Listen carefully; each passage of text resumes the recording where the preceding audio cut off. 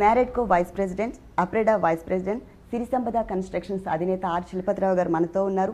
Real estate రంగానికి సంబంధించి మరింత సమాచారాన్ని ఆయన అడిగి తెలుసుకుందాం. హలో సార్, నమస్తే అండి. సార్, నూతనంగా ఏర్పడ్డ ఆంధ్రప్రదేశ్లో ఇప్పుడు రియల్ ఎస్టేట్ రంగం ఎలా ఉంటుందంటారు? అంటే ఇప్పుడు కొత్తగా కన్స్ట్రక్షన్ చేసే వాళ్ళకి ఇప్పుడు ఏమిటంటే ఇన్నాళ్ళు ఇక్కడ ఏదో మనం పంచాయతీ పర్మిషన్ తీసుకొని మనకి రూల్స్ ప్రకారం కాకుండా కొంత డీవియేషన్ పెట్టి రోడ్లు చిన్న చిన్నగా వేసి కొన్ని లేఅవుట్లు వేశారు. అవి సరైనటువంటిగా సరిగా అమ్ముడు పోలేదు, ఏదో పెరుగుతాయి అనే ఉద్దేశంతో కొన్నారు. కానీ ఇంటికి అంత సదుపాయంగా ఉన్న లేఅవుట్లు కాదది. అయితే గుజరాత్ ప్రభుత్వం ఏం చేశారంటే ఒక మోడల్గా ల్యాండ్ పూలింగ్ సిస్టమ్ అని పెట్టారు. అంటే ఏదో ఒక 5 ఎకరాలు 3 ఎకరాలు 10 ఎకరాలు ఎవరో తోచినట్టు వాళ్ళు ఇళ్ళ లేఅవుట్లు వేసి సరైన రోడ్లు వ్యవస్థలు లేకుండా చేయకుండా ప్రభుత్వమే ముందుకు వచ్చేసి కొన్ని వందల ఎకరాలు ఒక చోట ల్యాండ్ పూలింగ్ స్కీమ్ తీసుకుని వ్యవసాయానికి పనికి రాకుండా ఇంటికి పనికొచ్చేటువంటి భూములు ఎక్కడైతే ఉన్నాయో ప్రభుత్వం పెట్టుబడి పెట్టడానికి ప్రభుత్వానికి చాలా సమస్యలు ఉన్నాయి, పెట్టుబడి పెట్టక్కలేదు. ఒక ల్యాండ్ పూలింగ్ స్కీమ్ లాంటిది బాగా అధ్యయనం చేసి జరిగింది. మన ఆంధ్రప్రదేశ్లో కూడా దానికి సంబంధించినటువంటి విధి విధానాలు ఆల్రెడీ రూపొందించబడ్డాయి. ఈ ల్యాండ్ పూలింగ్ స్కీమ్స్ కనుక ప్రవేశపెట్టినట్టయితే కొత్తగా ఏర్పడిన రాష్ట్రంలో ఆయా ప్రదేశాల్లో చక్కగా పద్ధతి ప్రకారం ప్లాన్ ప్రకారం రోడ్లు వేసుకుంటూ డ్రైనేజ్ వ్యవస్థ పెట్టుకుంటూ విద్యుత్ దీపాలు పెట్టుకుంటూ ఒక అద్భుతమైనటువంటి ఒక మూమెంట్ తీసుకొస్తే ఉంటే ఇలాంటి లేఅవుట్లో ఉండాలి. ఇలాంటి ఇప్పుడు మనం అనుకుంటూ ఉంటాం కొన్ని చోట్లకి వెళ్ళి ఒక విల్లా ప్రాజెక్ట్కి వెళ్ళినప్పుడు ఇలాంటి విల్లా ప్రాజెక్ట్లోనే మనం ఉండాలనుకుంటాం. ఆ రీతిగా మొత్తం ప్రాజెక్ట్స్ అన్ని కూడా ఆ పద్ధతిలో వచ్చేలాగా ప్రభుత్వం సరైనటువంటి చర్యలు తీసుకోవాలి.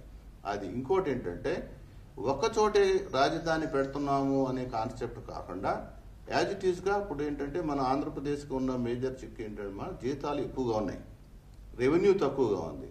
అంచేత ప్రభుత్వ ఉద్యోగులని మనం తగ్గించమని అడగము, కానీ ఉద్యోగాలు పెంచేటప్పుడు గవర్నమెంట్ మాత్రం హేతుబద్ధంగా ఆలోచించేసి టెక్నాలజీ అప్గ్రేడేషన్ చేస్తున్నాం, ఈ గవర్నమెంట్స్కి వెళ్తున్నాం కాబట్టి ఎంప్లాయీస్ ఎంతవరకు అవసరం ఫ్యూచర్ 10 years స్టడీ చేసి దాని ప్రకారం కొత్తగా ఎంప్లాయీస్ తీసుకోవాలి. కానీ ఏదో ఒక కోటా సిస్టంలోనూ ఏదో రిక్వైర్మెంట్ ప్రకారం పోకూడదు. ఎందుకంటే గవర్నమెంట్కి లయబిలిటీ అనేది ఫర్ ఎవర్.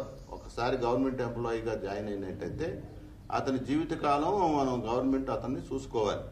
వేరే ఆయన్ని తీసేయటానికి ఉండదు, తీసుకుంటే వాళ్ళని ప్రొటెక్ట్ చేయటానికి చాలా రూల్స్ అండ్ రెగ్యులేషన్స్ ఉన్నాయి, చట్టాలు ఉన్నాయి. కాబట్టి సో గవర్నమెంట్ గట్టిగా ఆలోచన చేసి ప్రభుత్వం అవసరమైన చోటే తీసుకుని ఈ గవర్నెన్స్ వస్తున్న దృష్టి అది చెయ్యాలి. ఈ గవర్నెన్స్ కనుక వచ్చినట్టయితే ఏమవుతుంది, మనకి డిస్పర్స్ చేసుకోవచ్చు. ఒకే చోట మనం డెవలప్మెంట్ కాకుండా అన్ని వేల ఎకరాలు ఒక చోట కాకుండా వందల ఎకరాల్లో టౌన్షిప్లు వేసుకుంటూ మనకి national highways 2 important national highways ఉన్నాయి. ఆ నేషనల్ హైవేస్కి దరిదాపుల్లో కొంచెం అటు ఇటుగా మనం ఈ టౌన్షిప్లు కనుక తీసుకురాగలిగితే ల్యాండ్ పూలింగ్ స్కీమ్ పెట్టి అది చాలా సర్వతోముఖాభివృద్ధిగా వర్ధిల్లుతుందని నా ఆలోచన. ఓకే సార్, ప్రాపర్టీ గురు ప్రేక్షకులకు రియల్ ఎస్టేట్ రంగానికి సంబంధించి ఎంతో సమాచారాన్ని తెలియజేశారు. ధన్యవాదాలు. మీ వీక్షకులందరికీ కూడా మా నమస్కారాలు.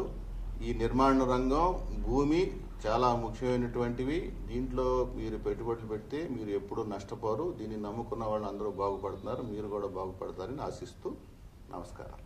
Thank you.